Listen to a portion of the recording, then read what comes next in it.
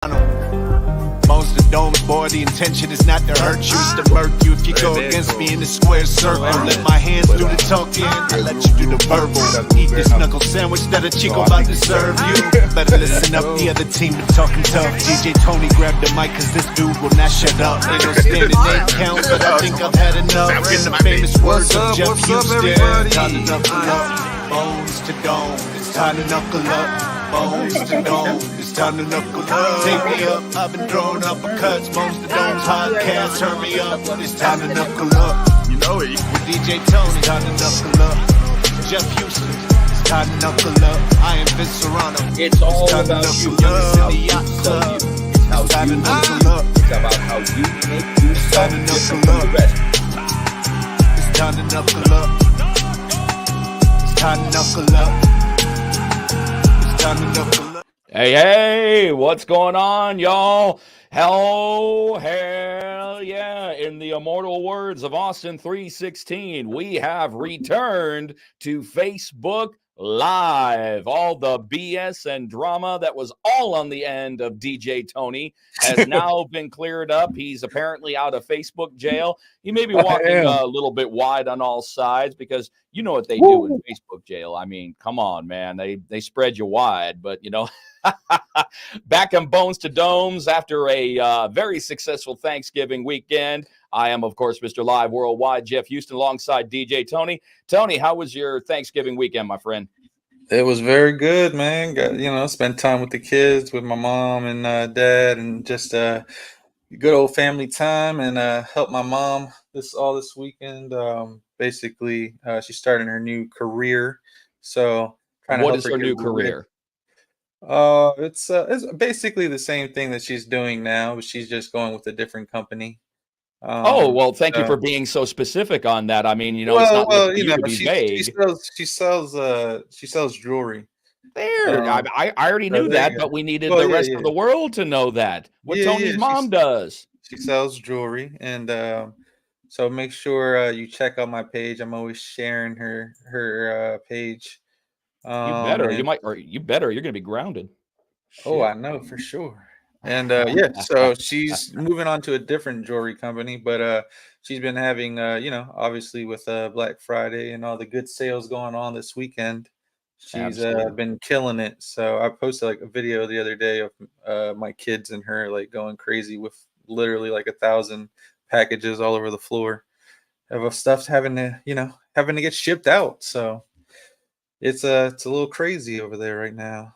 Well, as long as she's having an impact on her business, that's what counts. Before we go to our first guest, I want to go ahead and give a shout out to Bkfc for our international weekend that we had right before the Thanksgiving holiday. Most of you know that we went ahead and broke ground in Bkfc in Bulgaria. And also we had Bkfc 55 in Leeds, England, both very successful events.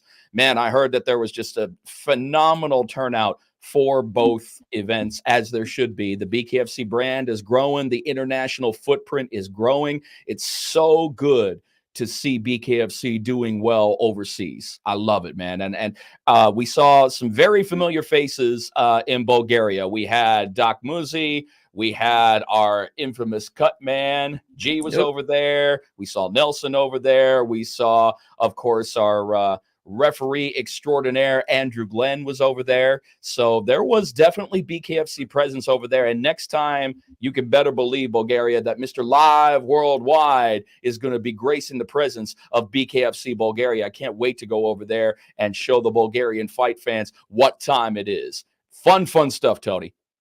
Yeah, it was a great card. A great weekend actually. In the other card, our main man, Jared Warren stole the show and with a crazy first round knockout. And I did not expect that. I expected that fight to go a couple of rounds. It's not that I was picking one or the other. I know both these guys. I know how tough they are. I know how hard they hit. But that just shows you right there. That Captain Deadpool was on point. He was focused. He had an excellent fight camp. He looked absolutely focused. He looked determined, ferocious, absolutely fantastic. Yeah, definitely came in and laid him out pretty quickly. I had the same thing kind of going, but in the end of the second round. But he got it done in the first, and then after the fight, called out the Juggernaut. So He certainly did. Speaking of which, once he jumps in the chat, then we'll ask him about that, how he feels about that. I have a feeling I know what he's gonna say. But well, I think that we both we both know, but we also have to know he is also the most consistently called out athlete in BKFC history.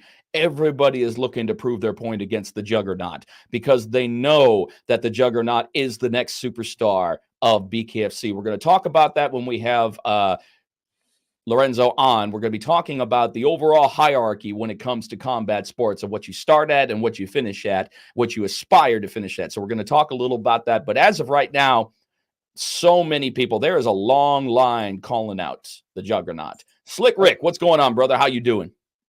How did you feel about the return of who was it? Seth Rollins, was it? This past week? Or somebody, not Seth Rollins. It was you're talking about CM Punk. CM Punk. There you go. How did you feel about that? I think it was a big fuck you to Randy Orton. I didn't like it, but I understand. Oh, here we go. I'll let you go ahead and we'll finish up, and then I'll let you go ahead. All right, I'm gonna finish it up real quick. Randy Orton, after a year and a half, successful fusion back surgery, comes back, looks like $1 million fucking bucks, more ripped than I've ever seen him. I mean, he looked like he could have been a contestant for the Mr. Olympia. I mean, it was just incredible. And then having that victory kind of tainted, but it was also the most watched return in social media history for WWE on top of that. So there's good and there's bad, but I think he kind of took a shit on their victory and Randy Orton's return. And that's how I feel about it as a fan. But they were in Chicago. What the fuck can you do? Exactly. We'll talk about that later. We'll talk about that more. But let's go ahead right now and let's bring on the man himself. He, as of this moment, is our only two-seat, two-division world champion in bare knuckle fighting championship history. The man that I truly believe is going to be the very first superstar within bare knuckle fighting championship. I love saying his name because it tests the limits of my voice. The one and only, the Juggernaut, Lorenzo Hunt. What's up, everybody, man? Thanks for having me. What's up, DJ Tony? What's good, brother? What's up, Mr. good? Love Worldwide. See, even the Juggernaut wants my fucking job. Everybody wants my job. He said, "Good." How you feeling, baby? I'm all right, man. It's a good day, man. It's a real good day. You look very relaxed. You look very calm. I mean, as the champ should. Yeah, man. I'm sorry. I hated to do the interview from in the car. I couldn't make it home in time. Class ran late a little bit, so I just stopped to get some kids a pizza, and I just do the interview in the car. Oh, it's all good, dog. Say hey. What's up? What's up? I had to throw a fake background too because I'm in the garage right now. So it's a fake background. I don't remember DJ Tony having a Steinway. Shit. I gotta learn how to do that. All right, so how to do that, Tony. I'm gonna bust out right now with the first question that I know that a lot of people are gonna want to know. With this epic weekend that we got coming up, are we gonna see the Juggernaut in the house in Salt Lake City? Man, you know me. Nothing goes down in my house without my permission. So yeah, I'll be there. I fly in on Friday. We're gonna do our thing. I'll be happy to see you, of course, do your thing. I'll be sitting ringside while Mike Perry and Alvarez fight for the King of Violence belt. What do you think about that? Are you coming for that? I'll just be sitting on the sideline with 10 knockouts and near-death experiences in my lap and laughing at the idea that someone else could be the king of violence in BKFC. Okay. There's truth to that. There's truth to that. But it's not just about showing your dominance throughout BKFC. You are notorious for showing up to other organizations and letting them know ain't no champ unless I say so. That's not just a mantra within BKFC. if memory serves, I remember seeing someone making their presence felt in the pit not too long ago. Yeah, well, the way I feel about it is that bare knuckle championships is the A league of the bare knuckle world, the bare knuckle scene. We are number one worldwide, and everywhere else is just B league, C league, and D league. And so, me sitting on the world championship with the most violent bare knuckle history, with the most wins, and sitting on top of I'm the apex predator. So when I show up to these other organizations, everybody knows who the top dog is, whether it be heavyweight, light heavyweight, cruiserweight. Everybody knows who is running the bare knuckle scene. It's me. God love it. God. DJ Tony, you gotta love that confidence. People, yeah, you got people. Well, as always, calling you out in every promotion, in every weight class, and just last weekend, again, a good friend of the show, and you've spoke about him before. Jared Warren called you out after his fight. How'd you feel about that?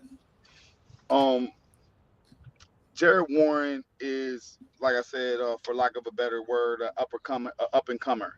I think he's years behind me. I think he picked up fighting late in his life. I can see that in his movements, in his. You can tell that it's a new discipline for him. Only a person who's been fighting their entire life. I was a black belt when I was 14 years old. I can see things that he can't, and his managers and the promotions and the promoters can push him in the way, in the same way that they push Mike Richmond in the same way that they push Chris Camozzi in the same way that they push Quentin Henry in the hopes that something lightning strikes. But I know what I am, and I didn't just figure it out in the Bkfc. I would have beat Jared Warren anytime, anywhere, any day, as long as I've been alive. Jared Warren never stood a chance. He never will. There it is. Who obviously we know you want next for the heavyweight strap, and not that you have, obviously you're the champ, you don't have to call out anybody, but if there was one person that you could fight, that you could bring over, or that's already here, who would it be? Gustavo Trujillo. It's the only thing that makes sense for me, considering that I've been on the longest dominant knockout streak in history. And for me to have that one loss on my record as a doctor stoppage or whatever that debacle was, it just doesn't make sense. It gives the haters hope. And I'd like to one day run that back in some way, shape, or form, whether it be boxing or bare knuckle or MMA or whatever. I like to get that back, even if we got to get it at Walmart. I definitely hold grudges, and I'm still holding on to that. We could do Walmart. I mean, Walmart's got money. Walmart, I mean, don't look down. People out there watching, don't look down on Walmart just because it's Walmart. I mean, shit, man, they got money. They got money to spend on the juggernaut. Hell yeah! Some of the best bare knuckle fights in history went down in Walmart. Yeah, man. I see Walmart. I see America. Absolutely. I used to work there. I know, dog. Absolutely. Well, the funny thing about it is, champ, there's an interesting hierarchy in combat sports when it comes to a fighter. Fighters aspire for stardom, superstardom, and then there's icons, and then the very, very top, the ones that never die, are the legends. Now, I've always said that the ones who are going to break out in BKFC are the ones who are going to attain superstardom, that are going to be the superstars. I have said time and time again, and this is not placating your fucking ego or anything like that, man. This is right from my heart. I've always said that you are going to be the first breakout superstar because the skill is there, the charisma is there, the confidence is there. Confidence has been there since the first time I ever laid eyes on you on the tryout. There's one person that ran that tryout, and that was the Juggernaut. That's for damn. That's for fucking A sure. So, with all that being said, do you believe that you are on the echelon of that superstardom with BKFC? I may be. It's never been my goal. I never took this on to be some kind of superstar or some sort of Michael Jackson or Beyonce of BKFC. I am a fighter. Through and true to my heart, I'm a fighter, I'm a father, I'm a family man. And you put somebody in front of me and I'm gonna knock them down. It is up to the fans. First they disbelieve, and then they hate you, and then they love you, and then they can't live without you. That's the way it goes. So whether it's superstardom or not, it's up to the fans to decide to one day look back and say, wow, he was amazing. I didn't believe in him then, but I believed in him now. And damn, look at what he did. You guys will look back on my fights, because there's a delay. The people are just now catching up to what I did to Hector Lombard, and they're like, damn, that was years ago. I've been the champ for 2 years, almost 3 years. That's nuts. I've been the champ for almost 3 years. Come on, man. Like you guys gotta wake up. They'll wake up later. You know what I mean? After I'm 20-1, they'll wake up and they'll be like, man, this guy's unstoppable. I told you that when I told you what my name was. There you go. Now, go ahead. They'll call me a superstar. They'll call me then or whatever. They'll call me that then. But for right now, I'm just a fighter, man. A damn good one. It'd be like the Cowboys 20-something years later finally bringing in Jimmy Johnson to the Hall of Fame. That's crazy. It's crazy, man. It's so crazy because people just bet on a miss. You throw up a ball, people say, it's not going to make it. But they only can judge you based on what they can do. They only judge you based on what they can believe, what they can manifest, the power that they have. They can't see it because they can't be it. They can't do it. But I can. And you don't have no power over me. So you can hate all you want to. You can bet on a miss. You can bet I'm going to lose. You're going to lose. And if people been betting their house like I told them to, it's a lot of homeless people that's been betting against me. How's everything over there at the Juggernaut Life Fitness Gym? Oh, it's amazing, man. I'm on live every day showing the world. Every day. Every day, man. I'm just trying to show you, I'm just trying to show you how much of a head start I have. A lot of these guys coming in, even like Jared Warren, you just figuring yourself out. You just learning how to walk. I'm not learning how to walk. I'm teaching people how to walk. I'm not learning how to jab. I'm teaching people how to jab. I'm not learning how to knock people out. I'm not learning how to switch stances. I'm not learning that. I've been doing that. I've been winning. So, like I say, guys that's 3-0, 4-0, you got to realize 5-0, I'm double. I got double that. Double. Guys like Chris, what was his name? That just fought overseas. He just fought Jared Warren. Whatever his name was. Danny Christie. Danny Christie called me out, and then he quickly swallowed those words. He said, I don't even belong in the same cage with those guys. After Jared Warren stuck that jab in his mouth and sat him down and shut him up. A lot of people who calling me out, they can't even make it past the third fight. I'm 11-1, and you can't make it past 3. Don't call me out. Don't call me out. Figure yourself out. Figure out the cage. Figure out the ring. Figure out the ropes. Figure out the people. You know what I mean? Like, don't call me out. You set yourself up for failure. Think about that. Now think about that, Tony, for a second. There's a lot of truth to that. Somebody talking at 11-1 saying, don't just figure me out. Figure out the game. Figure out everything. Figure out every single step leading to me, because some people just want to jump right to me, but they're skipping all these steps that are necessary to even get to me. And I didn't skip no steps. I was 6-1 when I fought Hector. You even got skipped over and then had to come back from. I was 6-1 already when I fought for the belt. Everybody talking about, I'm 3-0. Oh, I got 2 wins and I'm looking for the title. Are you stupid? Are you stupid? Have you been to the hospital yet? Have you you know what I mean? Like, even with Chris Camozzi, I told him when I did the interview, I said, bro, he hasn't even been hit yet. Why would you come fight the best bare knuckle fighter in the world and you didn't get hit yet?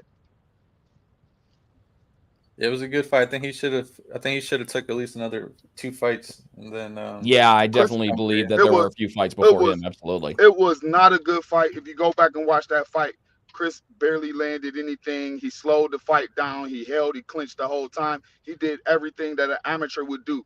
He made the fight look just like the guys that fight when they're new. You hold, you clinch, you beg the ref for help, you work the clock, you stay away. He did everything that you would do when you're scared.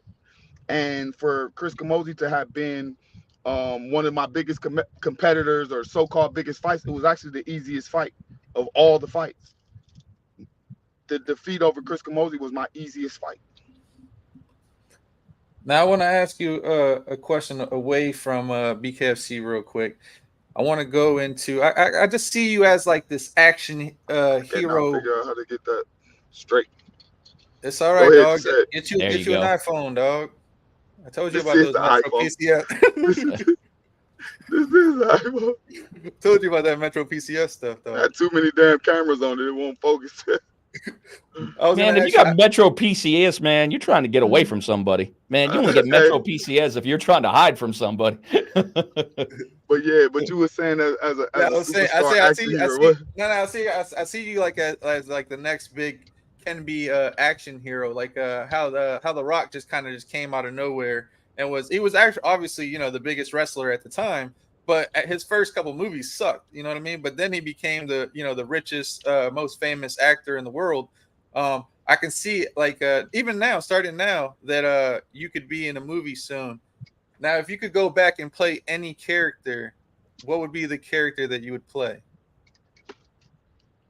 Wow. Yeah. I'm a little older than most people, but I would have liked to play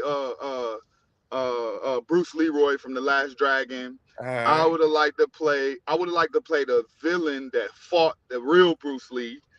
I could have been I would have liked that. I would have liked to have been one of the villains in one of the Van Damme movies. I would have liked to do that with him. That was kind of gangster. Fuck Bolo Young. Get the Juggernaut. Fuck Bolo Young. Get the Juggernaut. Hell yeah. Like, I have the persona, I'm a movie buff. I like a lot of movies. I like a lot of action movies. So the Black Panther would have been an awesome play for me. And I actually was supposed to try out for the most people don't know this, but in the Creed movie, the new one, I was supposed to be the antagonist. I was supposed to try out for the guy that got out of jail. Best friend. He would have been but I actually signed to fight Hector Lombard, and I had to go to camp instead of going to Atlanta to try out for that movie. And when I watched it, bro, I was like, wow, this movie is literally about, like, it's about me. The movie is about me. It's crazy. It's just crazy. Like, the whole movie is about me. He did a good job. I would have played it perfect. He did a real good job, though. He did a real good job. I think you would have. I think you would have done better, man. I would have killed it. I think you would have done better because I think that you understand the villain mentality. I would have crushed it. I would have crushed it in every way. And plus, when you know what you're doing in a fight, you don't have to learn on the go. Nope. And it looks more organic and more realistic and not repetitive. If you watch movies, because the guys aren't real fighters, they learn a few moves and then they repeat the same moves over and over to keep it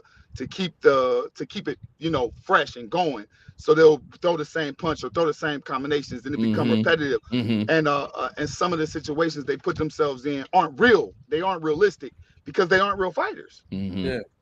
But you could have taught Michael B. Jordan a few things. I think so. I would have. I would have hooked him up. But he did amazing. Don't get me wrong. Yeah. Like, as far as the Rocky movies go, he did fantastic. You know what I mean? He did. They got to do one more to bring back Rocky. I mean, Rocky's got to eventually pass away. Even the little parts with him teaching his daughter and stuff like that. Y'all seen My Princess? You seen her? You see, that's my brother. The shit crazy. The movie was about me. No, there's truth to that. But did you say bring back Rocky? Bring him back on what? A walker? I mean, the guy's in amazing shape. Don't get me wrong. In the last movie, dude, he was pushing it. He was pushing it in Rocky 6. Rocky Balboa. In this last one, they should have at least showed that he died.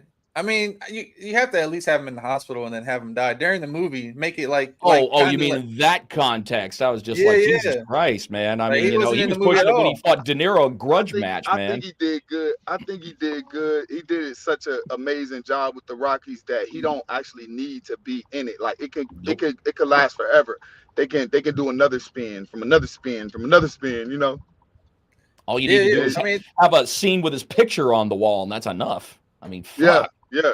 I'm saying only because he was in Creed 1 and 2. You know what I mean? They should have at least had him die in 3. You know what I mean? And then make that a part of like Creed. You know, whatever, going through it, kind of like Rocky had to when his coach died. You know what I mean? Oh yeah. Yeah. Oh, I see what you're talking about. Maybe kind of like a little spin-off from Rocky 3. What would happen with Mick?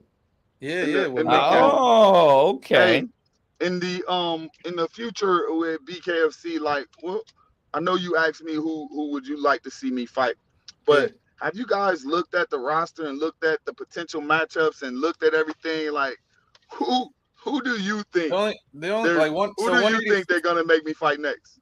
185. I think Jared has to rematch for the third time against Josh. Josh before he can get the title fight, I believe, anyways. I would eventually like to see that fight if he fights him again, or him, whoever got to fight. There's got to be another fight before anybody comes. Doolittle has to fight one of them. I think Doolittle beat Jared Warren. Doolittle beat Jared Warren, didn't he? Yes, I mean, like I think Doolittle would be next, but I don't see that they would do that. Well, I mean, obviously we know where your goal is. We know what your goal is, and with that goal coming forward, I would feel that you'd be a good match for AJ Adams.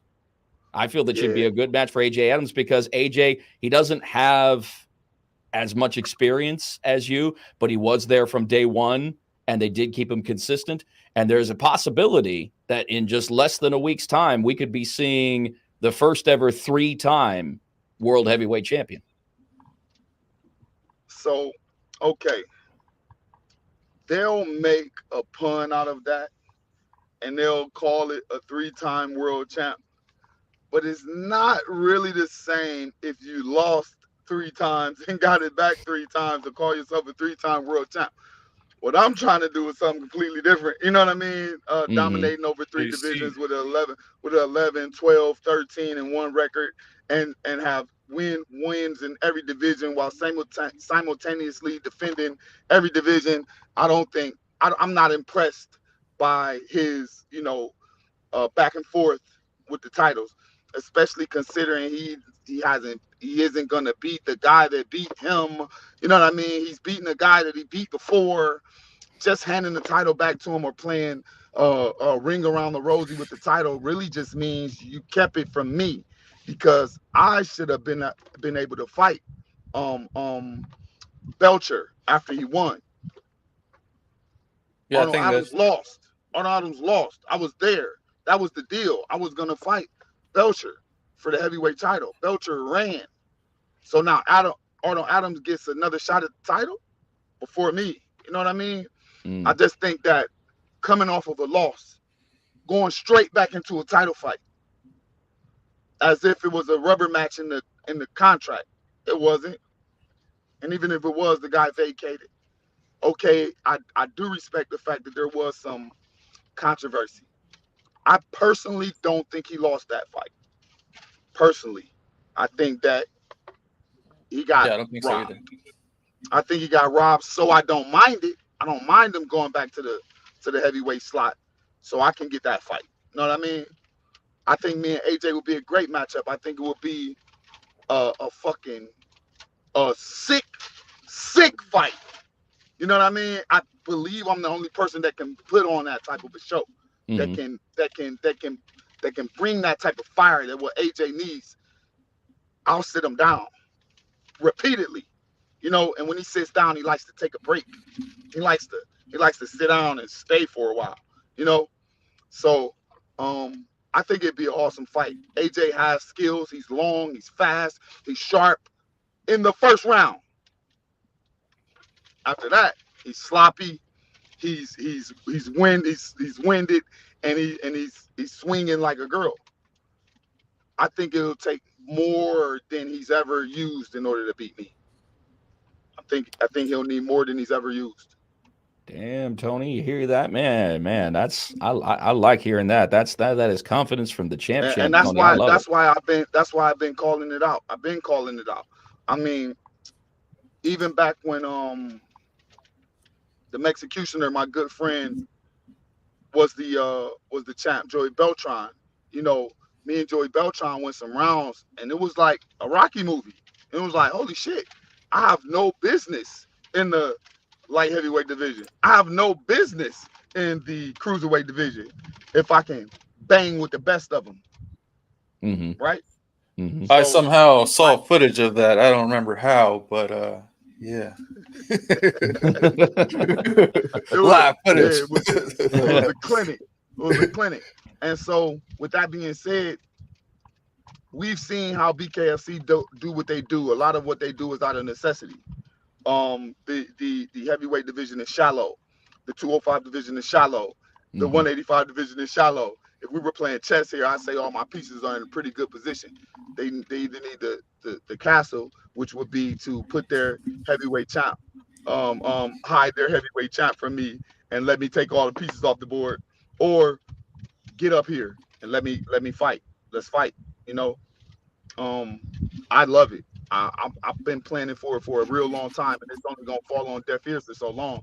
Or I'll just continue to destroy the cruiserweight and the light heavyweight division with extreme prejudice. There's nobody home. Because I'm looking right now, light heavyweight. There's nobody home. There's nobody home. First is Wars a walk in the park. Doolittle's a walk in the respect to the other fighters. You know, they are what they are.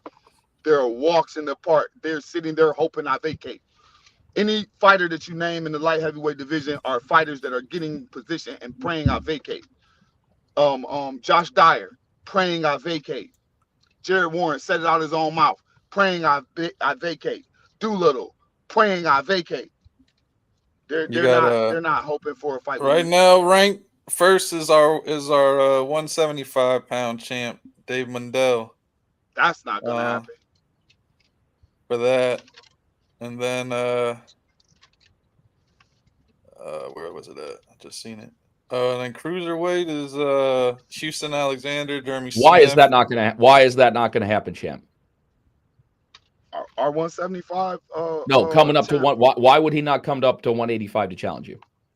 He got his hands full in the 175 division. The 175 division is more stacked than the 185 division. Guaranteed. And I mean, I respect to Dave Mundell. I don't think he wants the 185 belt. You know what I mean? He's a 175 champ. He's doing good. He's handling his business. I don't think he's as foolish as Mike Richmond was. You know what I mean? To start trying to jump around and fight somebody like me.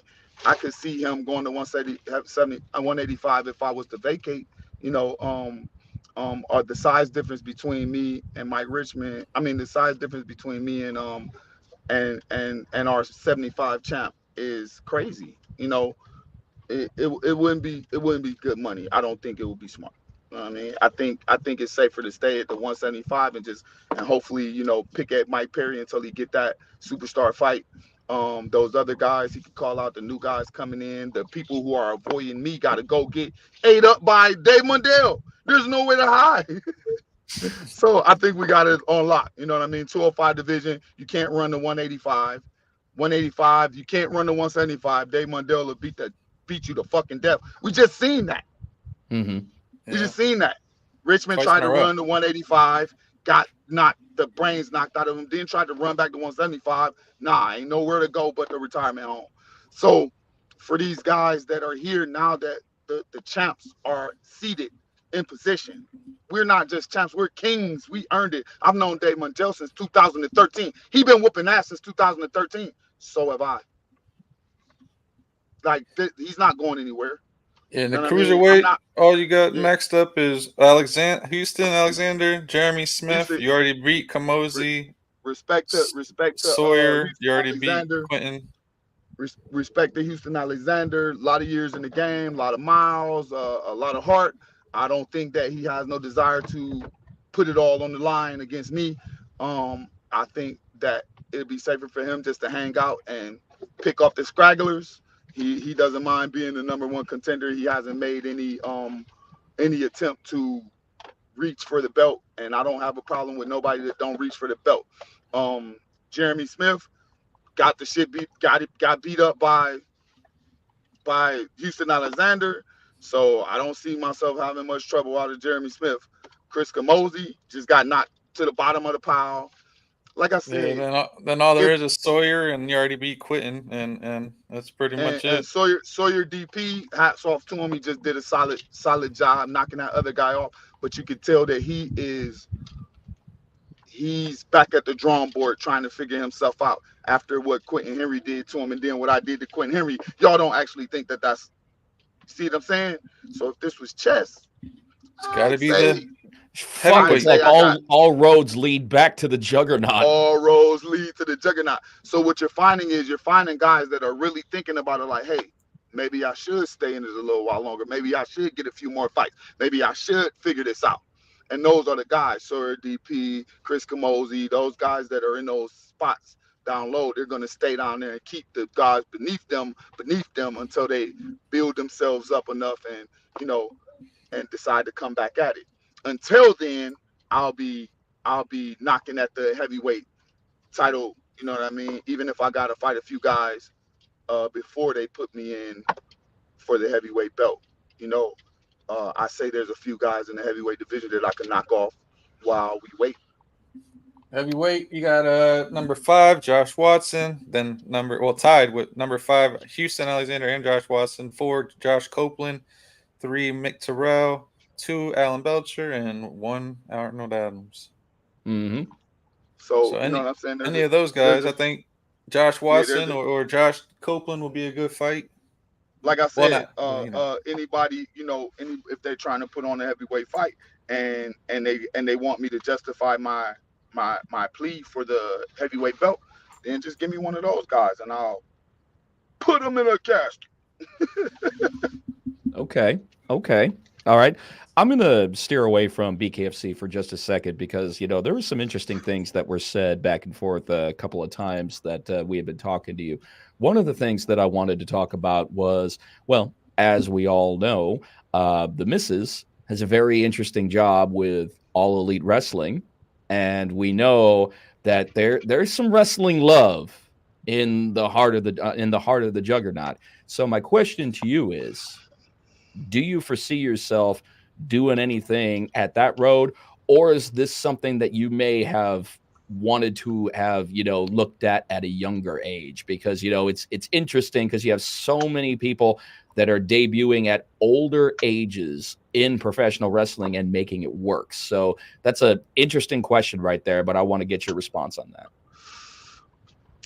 If I said that I was a wrestling fan as a kid, I'd be lying. Okay. I had friends that had wrestling toys and that were really into wrestling and that were like really, really loved it.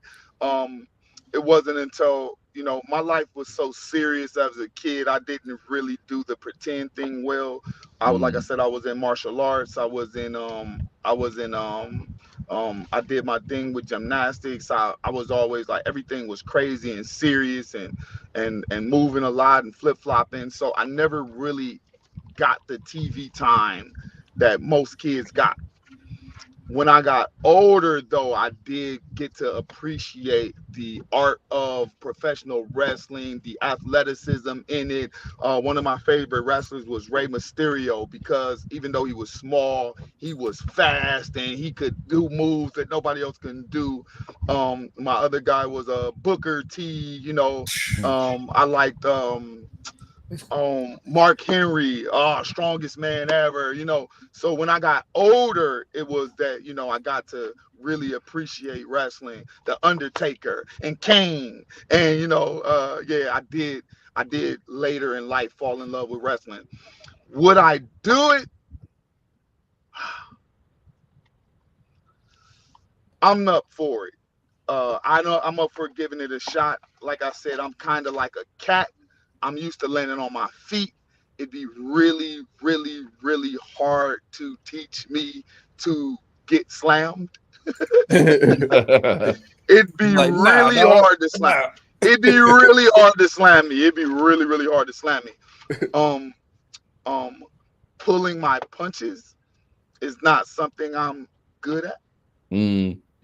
Just imagine like back in the days when consider the source. Shamrock Come came on over now. to WWE. You know what I mean? Like UFC, I was born with brass knuckles. You know what I mean? Fuck yeah.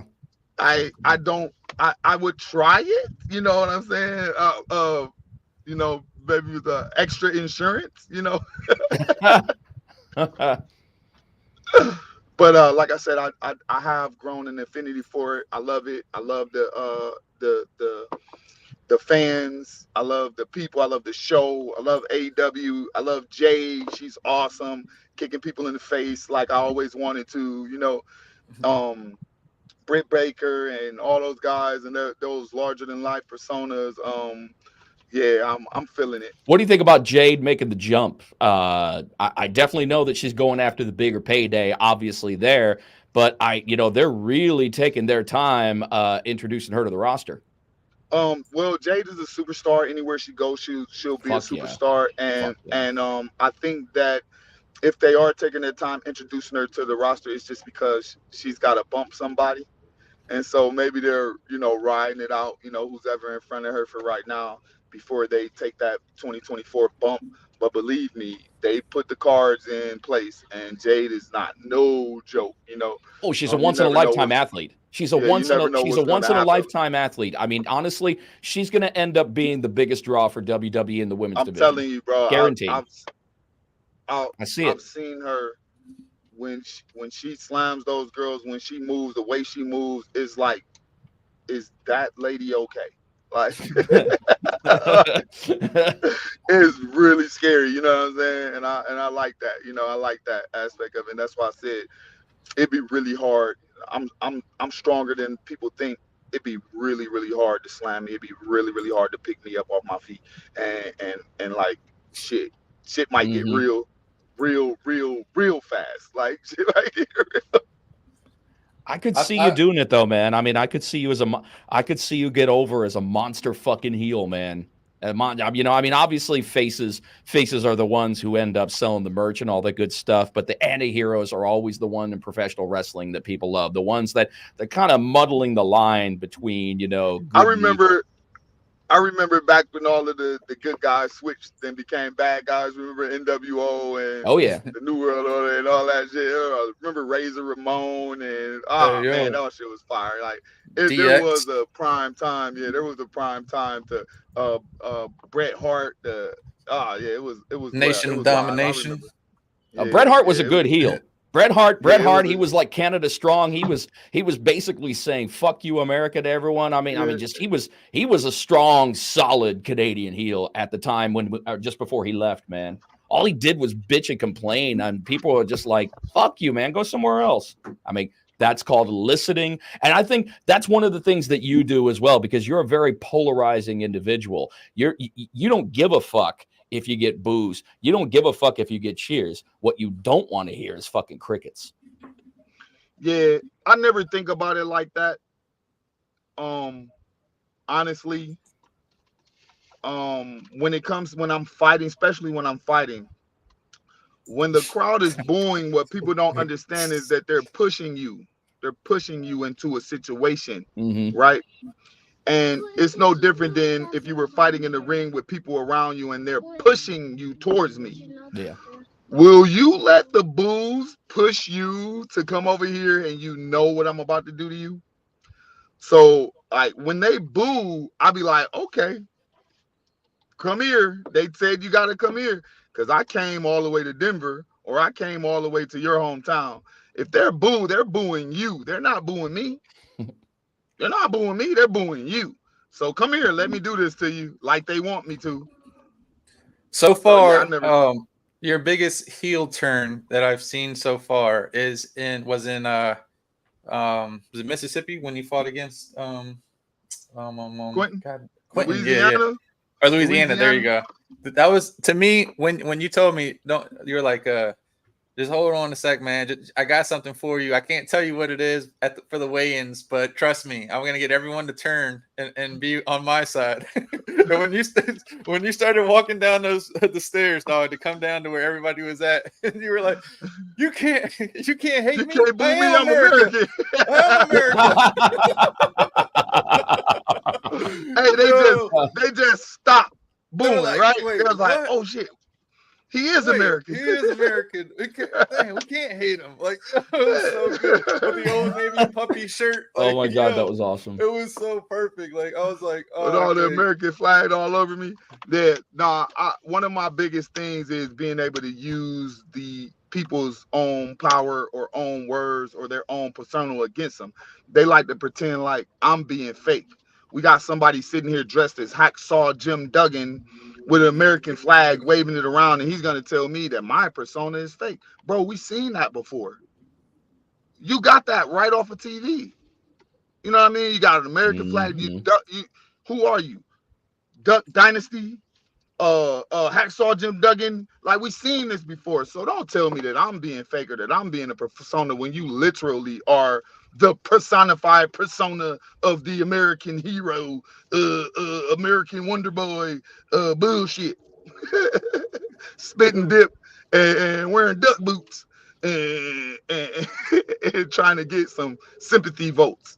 Man, I'm not on that. Hey, emulation is the most sincere form of flattery, right? Yeah, right. So I used it against him. Hey, backstage though, what was extra awesome is when he saw me dressed with the American flag and stuff all over me, he took his shirt off. He took his stuff off. Really? He had his American flag, get up. He took it off and hid it. He changed clothes. He shut that shit down, huh? Yeah, he changed clothes. He was like, oh God, he's imitating me.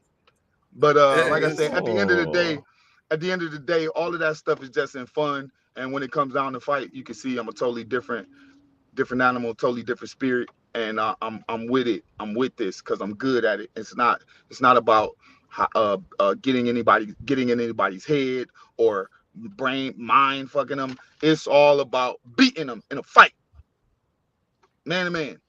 What would you say is your proudest moment in the last let's say 4 years that you've been, or 5 years that you've been with Bkfc? For yourself, what is your proudest moment?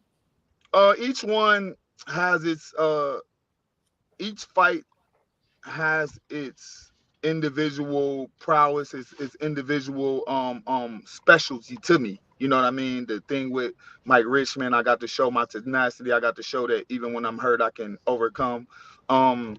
With Quentin Henry, going into hostile territory and being able to overcome that crazy crowd and still do my thing and perform. With same thing with Hector Lombard, all the nonsense that happened before the fight, the weight changes and all of the garbage, me being able to stand on my own 2 feet and still perform at the highest level. Each one of these fights just show a different aspect of my skill and help me grow as a person. And I get to show these people how good I am and how serious I am. Even the thing with Joe Riggs going out there to Montana and being able to serve him up with the crispiest 5-piece anybody ever seen in combat sports. Crispiest 5-piece, man. I love this guy, man. The crispiest 5-piece. People won't, BKFC don't really show that a lot, but for years, people will come back to that and be like, holy, did you see that? It don't get cleaner than that. You know what I mean? Knocking out Mike Richmond with 1 shot after his amazing first round fuckery. You know what I mean? Like, I'm with it. You can poke me in the eye. You can cheat. You can pretend you're dead. I had it all happen to me, and I overcame it all. So I'm the man, Well, not only that, champ, the one thing that we also see is that no one fight of yours is the same. Right. We see the overall versatility of the Juggernaut. The Juggernaut comes with different battle plans each and every time. And I think that's something that some of these guys who may be prematurely calling you out, some of them may not be taking this into account. Yeah. my kids walked into the gym and they saw the mural that's been painted of me standing over Mike Richmond, and they were in all genuine sincerity. They asked me, "Daddy, is that man dead?" I was like, no, honey, he's okay. They're wow. like, hey, maybe we made this a little too realistic. There was genuine concern. That was genuine concern. there. Like, Daddy, is that man dead? Like, no, he's okay. Love it. We got Big Ben. God. He already answered that question. What is Ben trying to spew out right now, man? He already Ben, answered that question. You're cruising for a bruising, man. You're already saying that you're going to beat up the Juggernaut when you see him. That's not going to happen. Then he says, right. who can you bring over for a money fight, or would you want to bring over? But he already answered that. He said he wants the rematch, his only loss. Bring back rematch. Bring back, because I believe that fight will do bigger numbers because it is your only loss, and everybody who is hating on you, or even the people that love you, want to see you get that fight back. So I think it'll do bigger than any UFC fighter, or just as big, should I say? It's all about storylines. At the end of the day, it's all about people want to see some entertaining stuff, and a lot of people ask me, when I tell them my record, I'm 12-1 or 11-1, and they be like, man, who'd you lose to? That's more important than anything. Forget who you beat, who'd you lose to? So, like I said, I lost to Gustavo Trujillo. Whatever happened, and now I'm ready to run that back. I've been ready to run that back. We could have ran it back as a rubber match, but it built character that, he ducked me and ran, and he went to another organization. And so it just built it up into this type of situation. If I say his name enough, maybe he'll appear, and I'll get to break him in half. Man, you could say Candyman until you're blue in the face to get him back here. But the problem we're running into a big problem, and the big problem that the company looks at it is that the dude's a charisma vacuum. It's a technical rematch to right a wrong.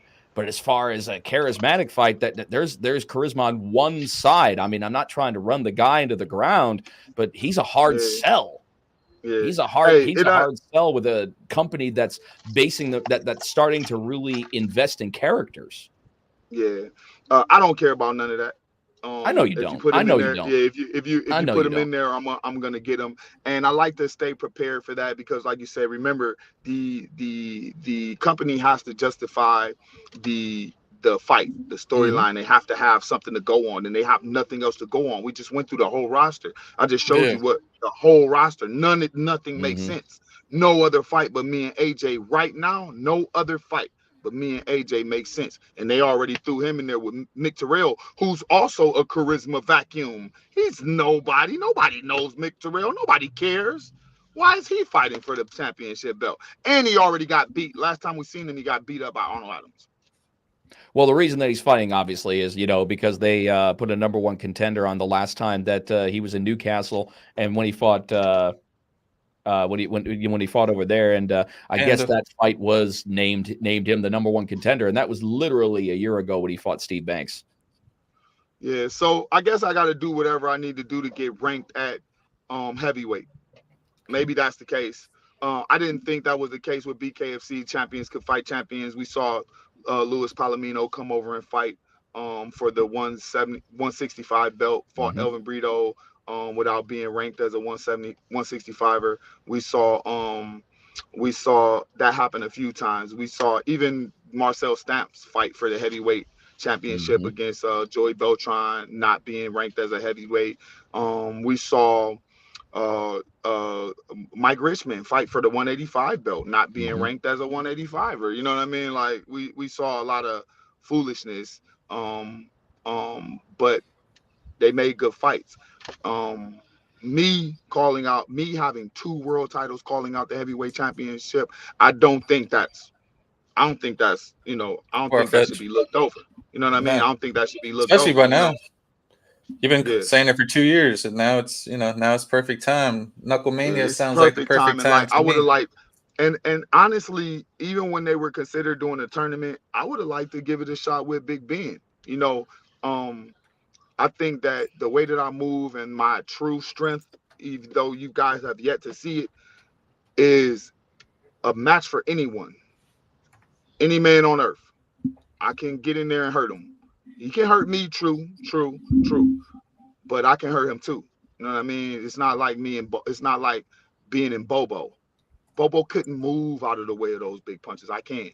You know what I mean? And I think I would hurt being at least tire him out and then hurt him, or work him and then beat him. I would beat the hell out of him. We talking he's got to win in the first and second round. Third, fourth, and fifth round, he's just getting tortured, literally tortured by a little guy. That's horrible. Same thing for Honor Adams, really, and any of those heavyweights. Like, I'll torture those guys if they don't get me out of there in the first.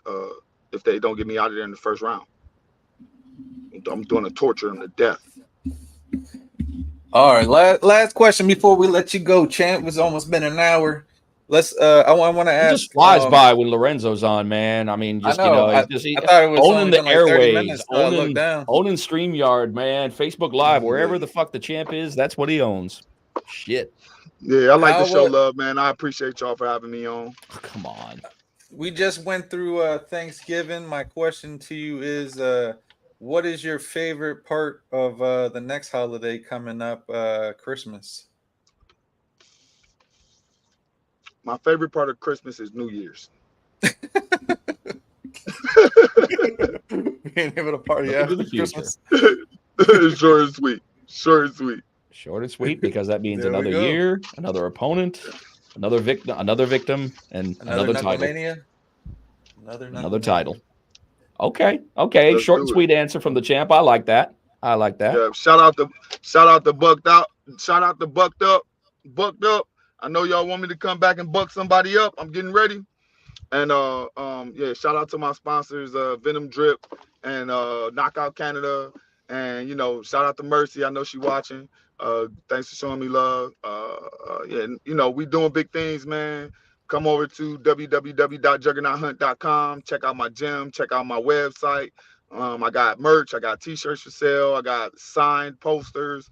Come show me some love. Leave a comment. Get some free stuff. Let's do it. All right, there it is, ladies and gentlemen. The one and only two-seat champ.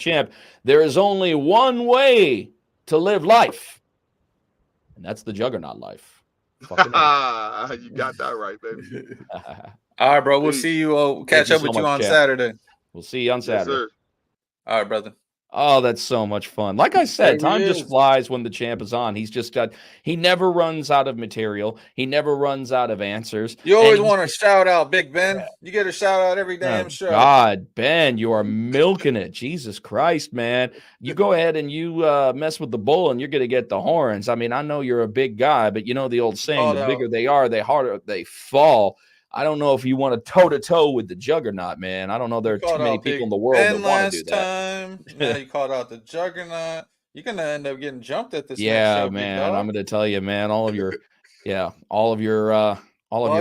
is going to be going towards hospital bills. Same time. Shit. Right when you're going to have your back turned fixing the ring and they're going to get you, dog, and stuff. Yeah, they're going to blast you from behind, man. Steel chair to the back of the head, man. You never saw it. Just like the RKO, you never saw it coming.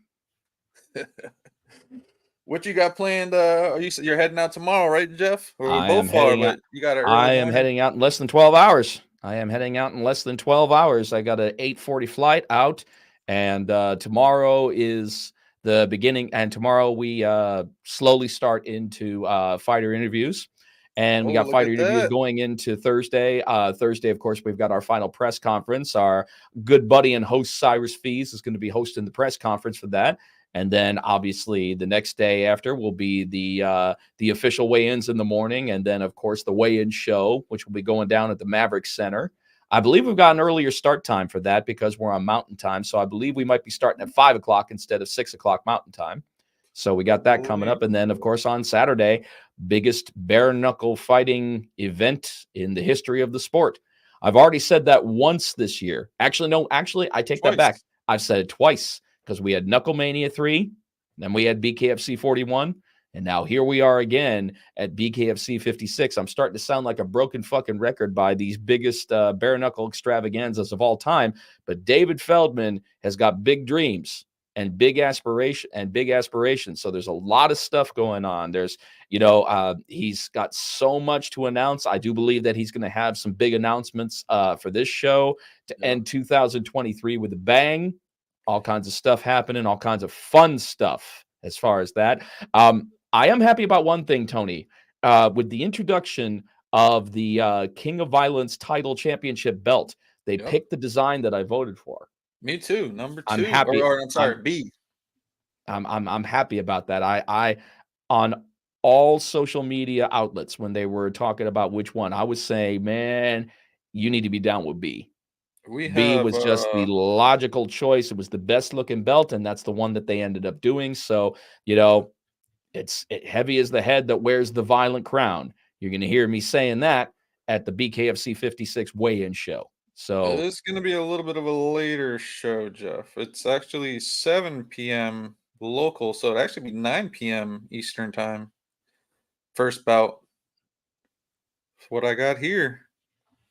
Okay, so that no, I'm not talking about the first bout. I was talking about the weigh-in show. No, okay. No, I believe show, yes, sir, is 5 p.m. Yeah.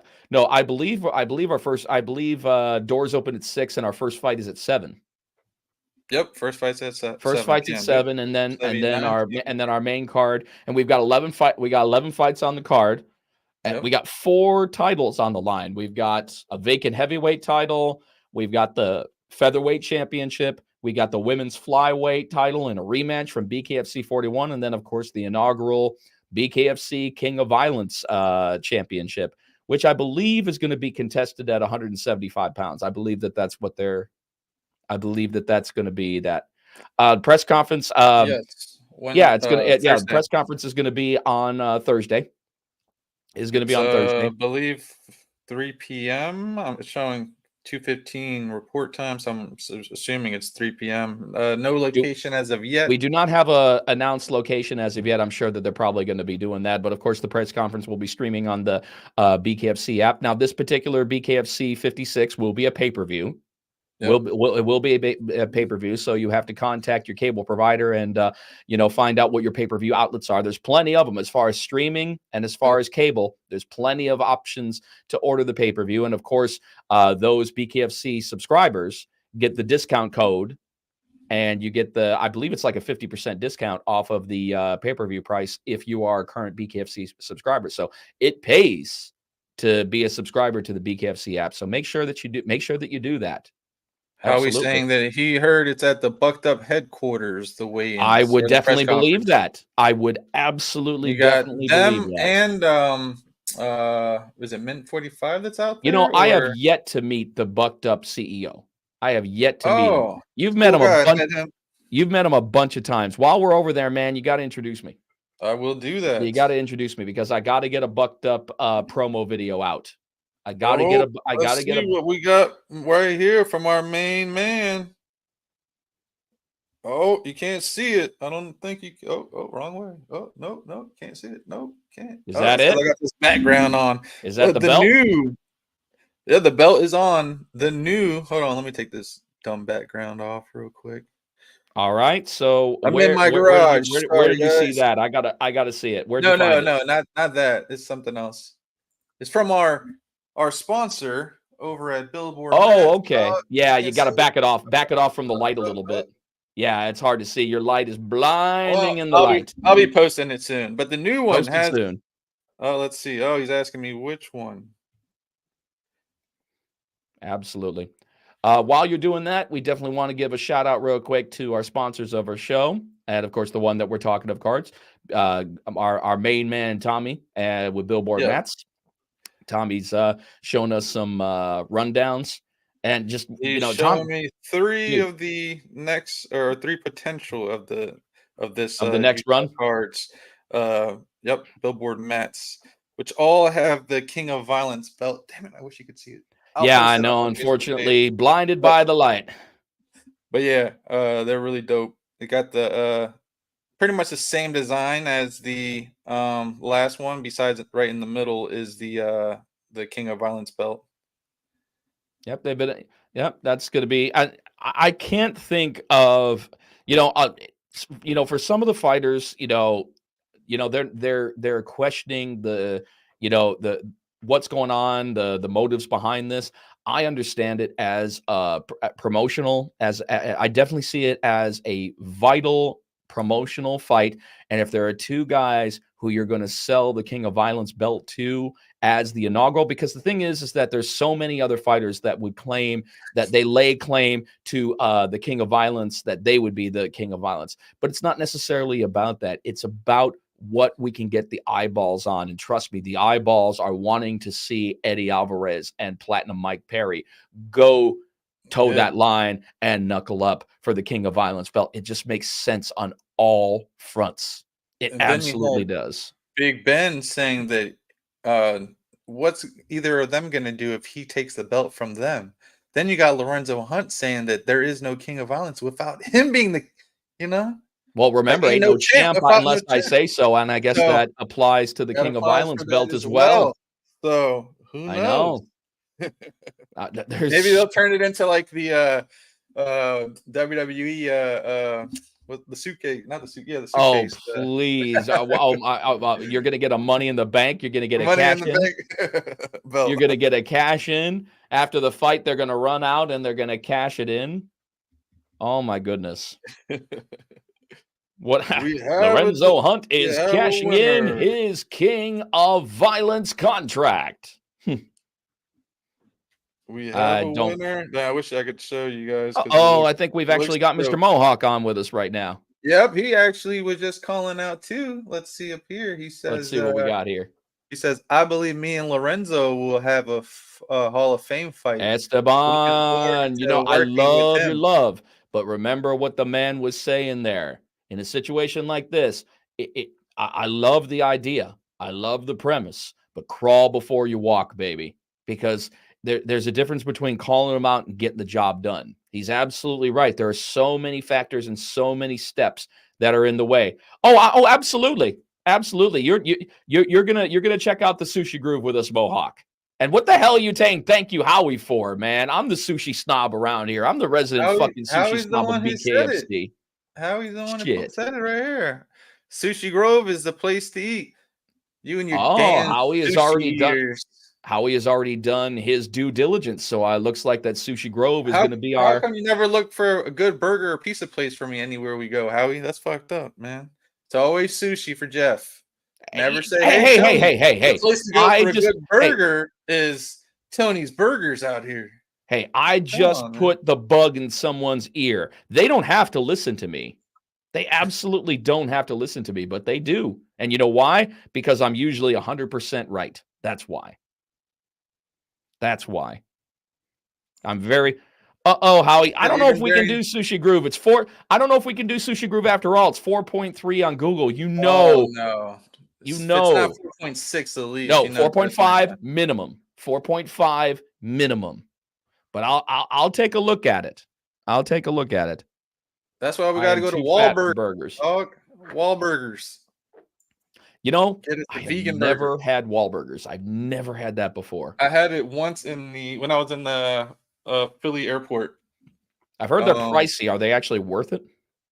I mean, it's it's nothing. I mean, you're paying for the name. Paying for the name. I'm like, I don't want to pay the name for a dried out burger. I want a burger with some testicular fortitude. That's what I want. I'm not saying I want Rocky Mountain Oyster Burger. I'm saying I want a burger with some balls. I want a burger I'm going to remember. Hell yeah. My bad. Oh my goodness. We are literally gone to Bones to Domes where we're checking our fucking phones. No, Tommy was calling me. I had to tell him to give me a second. And give them a People's Champ review. Okay, Esteban. All right. We will check. Yeah, we'll check them out. Why does everyone think Howie, you know what? Fight? I'm gonna give you the benefit of the doubt this time. I'm gonna let you take lead. I'm gonna let you take lead on this. You want to go ahead and try Sushi Grove? You're saying that's the place to go? I'll follow your lead for once. And I don't know whose idea it was the last place we went to, but I'm not following that person's instructions. What do you mean? Who are you talking about? We went to who was it? It was me, you, DB, I think Howie, Mom, Pops. Oh yeah, yeah. Dang, I forget her name. Not Jay Lynn, but Jay Lee, the photographer. Yep. I forgot where we went to, where that big bear was at. Oh no! Oh no! No! No! No! No! No! No! No! And that place was nasty. Over there. No, you just got the wrong. You just got the wrong thing. Unfortunately. No, Howie, you know where he's talking about. Where we were in Denver. Where we were in Denver. No, I fucking loved the Buckhorn Exchange. The Buckhorn Exchange where we were in Denver. No, nobody liked it besides you. Dude, you got the wrong fucking thing. That's just all there was to it. You got the wrong thing. You should have tried that buffalo prime rib, man. That was fucking amazing. I got the buffalo prime rib burger. It was really not good. Yeah, I didn't know they had a buffalo prime. Everybody was switching each other's plates around. You taste this? No. I will be telling you one thing. The service from the waiters was something less to be desired that night. 100%. 100%. I'll just stick with my Chili's from now on. Okay, but Chili's won't let you down. Barbecue sauce. Fuck yeah. Buffalo prime rib. Nah, I just said that, Howie. I just said that. You know I'm a champion of that. But all right, Howie. What else you got for him, Jeff? I got too much for him. That's the problem. I always got too much. Excited to debut my official Bkfc hopper tie, which I unboxed just a little while ago. Awesome stuff. I also got a special custom pocket square designed just specifically for this one, and of course Bkfc colors. What else would you expect? Everybody's wondering what kind of colors am I wearing for this? Well, it's a black tie affair, so therefore I'm going to be wearing all black and gold, baby. Black and gold is going to be. You let the people know, Jeff. You know what? I'm feeling generous. I'm feeling generous today. We had an awesome time with the Juggernaut. We got to talk some good stuff. So I'm feeling very generous to make that announcement on Bones to Domes and let everybody know that it's going to be black and gold. My brand new Bkfc stuff and everything. I'm really excited about sporting that for this marquee event. I'm excited for it because I know with this kind of event, the celebrities are going to be out in full force. So you never know who's going to show up. You never know who's going to show up ringside and join us at Bkfc 56. So all kinds of stuff going to be happening. So if you're not going to be there, get the pay-per-view. Get the pay-per-view. If you're already a Bkfc subscriber to the Bkfc app, make sure that you sign up so that you can get that discount. So that you're not paying the $4.49. We still, we want our loyal subscribers to, take advantage of the discount that you get. We love our local subscribers. We love anybody who tunes into Bkfc. But Bkfc 56 is going to be really something special, Tony. There's something in the air. Our first time ever in the great state of Utah. We finally open up another wonderful state. What a great way to end the year. What a great way to end 2023. Where I heard it is absolutely freezing right now. Yeah, I've heard it's in the 40s and the 30s over there. Yeah, it's snowing, and so I'm not really looking forward to that part of it. But well, you're a Floridian. Other than that, I know now I am. I just came back from Jersey actually. Oh, how did that go, man? Had a lot of fun. Got to meet up with Gabby and went bowling with her and my brother and my cousin. So that was pretty cool. And just got to go all over the whole state of New Jersey. We did actually a whole, dang it, I should have had it up here so I could have played it, but I made my own Sopranos intro video all of Patterson, New Jersey, which came out pretty good, can't lie. Got to go to the Sopranos house, and we actually drove up the driveway and parked up front of the house for a little bit and then drove back down the driveway. But yeah, it was pretty cool. Got to go to the restaurant where the last episode of Sopranos was shot. The last scene, right where it closed out out of nowhere, which everyone hated. But we went there. Nobody liked that. Didn't get to actually sit in the same booth. But we sat next to the booth, so that was cool enough. All right, well, we got Esteban. We got Esteban with a long. Boom. Don't worry, Jeff. It's only a matter of time till baby starts running. And when I do, the world will feel it. and the communities will see the difference. I'm just getting started. Mark my word, it's only a matter of time till the belt is in the community showing love. Well, I appreciate you recognizing that, man. It's just so many people want to make a sprint for the belts. And I think sometimes that's not a good idea because, there's a difference between winning the belt and keeping the belt. I mean, a lot of people can, and just getting there alone is a journey in itself. And, winning it and keeping it are two different things. And I just think that, dude, I see all the potential in the world for you, Esteban. I'm not saying, I wouldn't say that. I don't throw out praise lightly to BKFC fighters. I've been here long enough to know when somebody's time up and when somebody's time is just starting. And when you say that your time is just starting, I put confidence in that. I have confidence in that statement that you're saying, that your time is just starting. The one thing that I just got to tell you, man, just keep that in the frontal lobe of your brain. Crawl before you walk. I've never been a fighter in my life outside of amateur Muay Thai. But the one thing that I can tell you, man, is that crawl before you walk mentality, it goes over all life, including fights. Your time will come, brother. There you go. And on that positive note, let's go ahead and he wants to get me the fuck out of here. That's what he wants. Whoa. If I remember correctly. Oh, I see. Fuck you, DJ Tony. There you go. There you go. TJ says he already purchased his pay-per-view and wanted to make the trip, but too close to Christmas. I feel you, buddy. I understand that. I understand. Feel you, man. No, I feel you. I feel you on that. I feel you on that. But it's necessary, brother. Well, we love you too, brother. Love you too, bro. We'll see you out there on your championship run. How about that? I'm gonna tell you, man. I mean, he's close. You're closing. He's closing out the prelims. Just before that, he says that he's going to give us the fight to remember for the night. He's going to set the tone. He's going to be the one to beat. He's saying that for the first fight on the main card, they're going to end up saying, "Man, how the fuck do we follow that?" There you go. And then let's see it happen, big dog. I believe in you. It's time you got fans. You got fans and you got support. 100%, man. I support the Mohawk. I support the Mohawk. Hell yeah. If I could only get you to come out to Tatanka's theme song next time, then we'll make it work, big dog. It's a little slow for modern times. You got to do a remix with it. You got to do some kind of some kind of remix with it. Make it a little bit more modern. Dun, dun, dun, dun, dun, dun.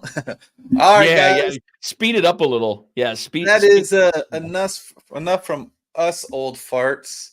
Fuck you, man. Look at me. Look at me. My shit's looking good, man. Ooh, I'm gonna leave my hat on. But yeah, until next time, guys. Before you go, there, big buddy. Are you going to be doing any kind of live remotes? No, I'm supposed to meet up tomorrow with the women's champion, the one and only Misfit, Christine Ferreira. Okay. It won't be tomorrow. It will be Thursday because I don't get in until tomorrow night. Okay. Yeah, I don't get in until like 9:00. So unless she's still hanging out downstairs, which she probably will be, but she probably will be. Then I might get it then, but I'll probably just wait till Thursday morning and do it then. And then and then just catch the fighters as they go. He's on the spot, ladies and gentlemen. Let me tell you, DJ Tony. We'll see. I'm going to go ahead and before we close it out, I want to give. There you go. There's the one. You are damn right about that, Tommy. You are damn right about that, Tony. Age doesn't matter. Fine is fine. Hell yeah. And I definitely believe that. I want to give a shout out to, and I want to let you guys know, I feel sometimes like dead fucking weight when it comes to Bones to Domes because of the fact that DJ Tony is the man that makes everything happen as far as the production goes, as far as the show times, as far as the logos, as far as everything that has gone into this from the production standpoint. You are the heart and soul of Bones to Domes. I'm just lending my name along for the ride. Sometimes I just feel so inferior in comparison to what you've done for the show. So I just want everybody to know DJ Tony's the fucking man. I appreciate it, but no, man, without you, the show wouldn't go on. I would have already been stopped. So I appreciate you and everything you do and giving your time every week so that we can make this happen. And just do what we enjoy, man, and that's talking about the sport and talking about other sports and things that are happening in our lives. Talking more about that, ladies and gentlemen. Yeah. I promise definitely you. I want to get into other things. I know we get into bare knuckles so much. There's so many other topics that we're going to talk about over time. This is still a work in progress. We've done a lot of shows already, but give us time. We got so much more to talk about. Yeah. We're almost on coming up on a year of our first time that we ever been together on. It's already been a year. Not the beginning of Bones to Domes, but a year of the first show that me and you ever did. Oh, with Amber. Yeah. So I think that's I want to say that's coming in like 2 weeks, I think.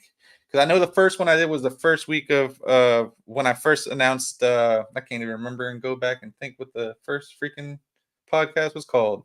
But anyways, the first ever person was Lorenzo, and then Misfit was with you and Amber. So Misfit was our first ever actual live in-person interview. So maybe we have to get her on for that year right after she wins this title. We should see.